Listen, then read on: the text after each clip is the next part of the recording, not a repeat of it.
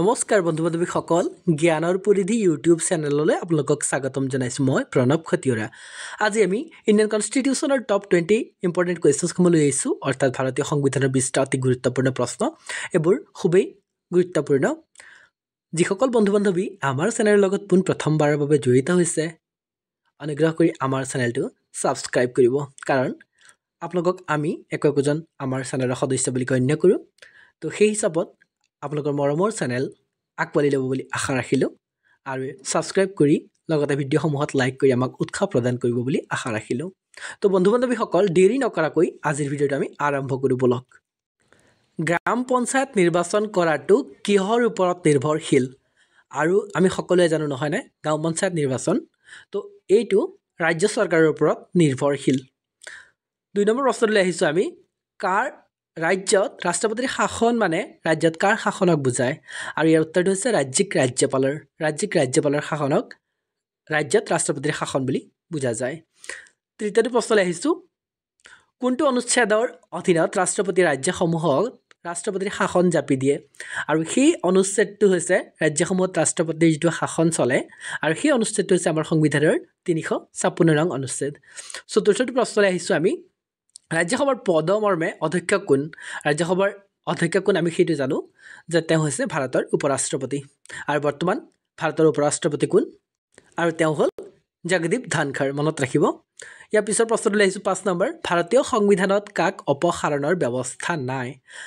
আৰু তেওঁ হৈছে ৰাজ্যপাল, অৰ্থাৎ আমাৰ ভাৰতীয় সংবিধানত ৰাজ্যপালক অপসাৰণ কৰাৰ ব্যৱস্থা সংবিধানত উল্লেখ নাই। ইয়াৰ পিছৰ প্ৰশ্নটোলৈ আহিছোঁ 6 নম্বৰ প্ৰশ্ন, ভাৰতৰ ৰাষ্ট্ৰপতিৰ কাৰ্যকাল সম্পূৰ্ণ হোৱাৰ পূৰ্বে কোনে পদৰ পৰা অপসাৰণ কৰিব পাৰে? আৰু এইটো খুবেই গুৰুত্বপূৰ্ণ, আৰু ইয়াৰ উত্তৰটো হৈছে সংসদৰ দ্বাৰা অভিযোগনামা দাখিলৰ দ্বাৰা। 7 নম্বৰ প্ৰশ্নটোলৈ আমি আহিছোঁ এতিয়া, ভাৰতৰ প্ৰধানমন্ত্ৰীক কোনে নিযুক্তি দিয়ে? খুব গুৰুত্বপূৰ্ণ, আৰু ভাৰতৰ প্ৰধানমন্ত্ৰীক নিযুক্তি দিয়ে ৰাষ্ট্ৰপতিয়ে, অৰ্থাৎ ৰাষ্ট্ৰপতিয়ে তেওঁক শপত বাক্য পাঠ কৰায়। ইয়াৰ পিছৰ প্ৰশ্নটো আহিছোঁ মই 8 নম্বৰ, ৰাষ্ট্ৰপতি নিৰ্বাচনত কোনে অংশগ্ৰহণ কৰে? এইটো খুব গুৰুত্বপূৰ্ণ, আৰু ইয়াৰ উত্তৰটো হৈছে লোকসভা, ৰাজ্যসভা আৰু বিধানসভাৰ সদস্যসকলে। 9 নম্বৰ প্ৰশ্নটোলৈ আমি আহিছোঁ এতিয়া, 9 নম্বৰ প্ৰশ্নটো হৈছে লোকসভা আৰু ৰাজ্যসভাৰ যৌথ বৈঠক কেতিয়া হয়? আৰু ইয়াৰ উত্তৰটো হৈছে যেতিয়া সংসদৰ অধিৱেশন আৰম্ভ হ'ব। 10 নম্বৰ প্ৰশ্নটোলৈ আহিছোঁ, কোনটো অধিকাৰ কেৱল ৰাজ্যসভাৰ বাবেহে পোৱা যায়? আৰু ইয়াৰ উত্তৰটো হৈছে এই অধিকাৰটো কেৱল ৰাজ্যসভাৰ বাবেহে পোৱা যায়, আৰু সেইটো হৈছে সৰ্বভাৰতীয় নতুন সেৱা আৰম্ভ কৰাত অনুমোদন দিয়া। 11 নম্বৰ প্ৰশ্নটোলৈ আহিছোঁ, উপৰাষ্ট্ৰপতিৰ মৃত্যু বা পদত্যাগৰ ক্ষেত্ৰত ৰাষ্ট্ৰপতিৰ পদৰ কৰ্তব্যসমূহ কিমান দিনলৈ পালন কৰিব?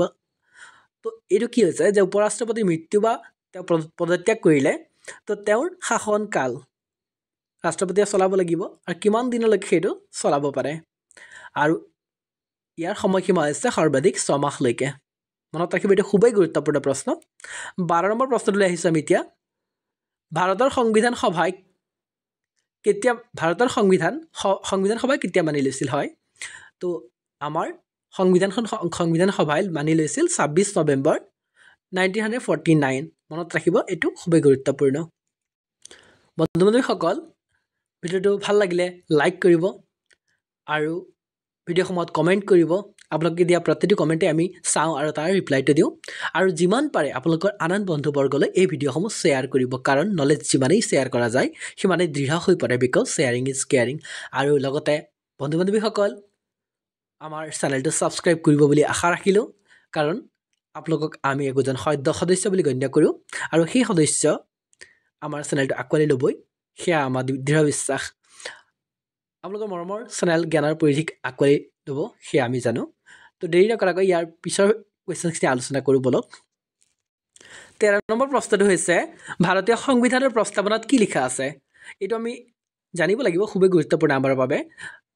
তাত লিখা আছে যে আমি ভাৰতবৰ্ষৰ জনসাধাৰণে ভাৰতবৰ্ষক এখন সাৰ্বভৌম সমাজবাদী ধৰ্মনিৰপেক্ষ গণতান্ত্ৰিক গণৰাজ্যৰূপে গঠন কৰিবলৈ আৰু ইয়াৰ সকলো জনসাধাৰণৰ বাবে সামাজিক, অৰ্থনৈতিক, ৰাজনৈতিক, ন্যায়, চিন্তা, মত প্ৰকাশ, বিশ্বাস, আস্থা আৰু উপাসনাৰ স্বাধীনতা, মৰ্যাদা আৰু সুযোগৰ সমতা নিশ্চিত কৰিবলৈ, আৰু তেওঁলোক সকলোৰে মাজত ভাতৃত্ববোধ, ব্যক্তি সন্মান আৰু ৰাষ্ট্ৰীয় ঐক্য আৰু অখণ্ডতাৰ প্ৰসাৰ কৰাৰ অৰ্থে পবিত্ৰ অন্তকৰণেৰে সংকল্পবদ্ধ হৈ আমাৰ ভাৰতীয় গণ পৰিষদত আজি 1949 চনৰ 26 নৱেম্বৰ তাৰিখে ইয়াৰ দ্বাৰা আমি গ্ৰহণ আৰু বিধিবদ্ধ কৰি নিজৰ প্ৰতি এই সংবিধান উৎসৰ্গা কৰিলোঁ সেইটো উল্লেখ আছে তো ইয়াৰ পৰা আমি গম পালোঁ যে ভাতৃত্ববোধ শব্দ আছে হয়নে আৰু কি আছে ৰাষ্ট্ৰীয় ঐক্য অখণ্ডতা এইবিলাক কথা উল্লেখ আছে ইয়াৰ ওপৰতো প্ৰশ্ন আহি থাকে 14 নম্বৰ প্ৰশ্নলৈ আহিছোঁ বিক্ৰী কৰ কোনে আৰোপ কৰে আৰু ইয়াৰ উত্তৰটো হৈছে ৰাজ্য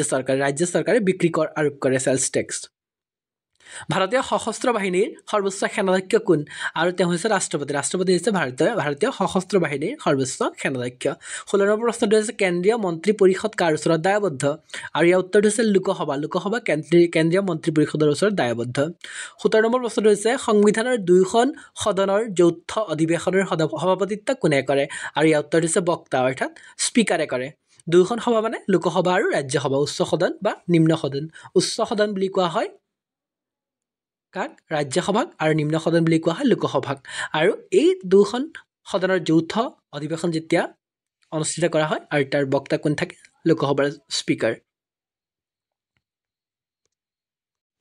18 নম্বৰ প্ৰশ্নটো লাগিছে ৰাজ্যসভাৰ সদস্য পদৰ বয়সৰ ন্যূনতম সীমা কিমান আৰু ইয়াৰ উত্তৰটো হৈছে 30 বছৰ অৰ্থাৎ ৰাজ্যসভাৰ সদস্য হ'বলৈ এজন প্ৰাৰ্থীৰ বয়স কিমান হ'ব লাগিব 30 বছৰ হ'ব লাগিব 19 নম্বৰ প্ৰশ্নলৈ আহিছোঁ কোনটো ৰাজনৈতিক দলে জাতীয় দল হিচাপে স্বীকৃতি লাভ কৰে অৰ্থাৎ এটা ৰাজনৈতিক দলে জাতীয় দল হিচাপে নেশ্যনেল পাৰ্টি হিচাপে স্বীকৃতি লাভ কৰিবলৈ কি হ'ব লাগিব তো কেনেকৈ হয় চাওঁচোন যদি 4খন বা তাতকৈ অধিক ৰাজ্যত ৰাজনৈতিক দল হিচাপে স্বীকৃতি লাভ কৰে অৰ্থাৎ এটা দলে ৰাষ্ট্ৰীয় দল বা জাতীয় দল হিচাপে স্বীকৃতি লাভ কৰিবলৈ 4খন বা তাতকৈ অধিক ৰাজ্যত তেওঁলোকে জয়লাভ কৰিব লাগিব